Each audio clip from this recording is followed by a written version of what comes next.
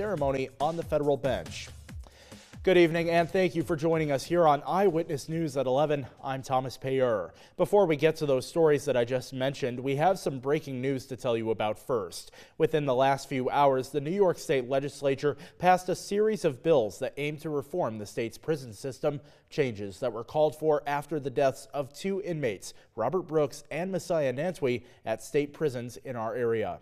One of these bills that has been sent to the governor's office for her signature, the Department of Corrections and Community Supervision will now be required to install enough security cameras to ensure that there are no blind spots in our state prisons, and docs will also have to turn over any and all footage related to an inmate's death to the Attorney General's office within 72 hours of that death.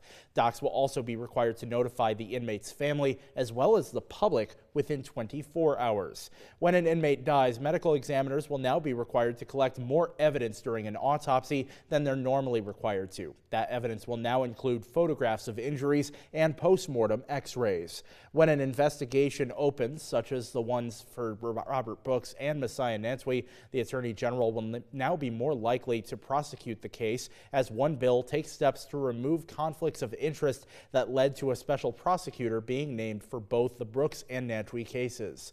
According to Assembly Speaker Carl Hastie, that bill contains a provision that still allows for special prosecutors to be named when it's necessary to try cases against state employees.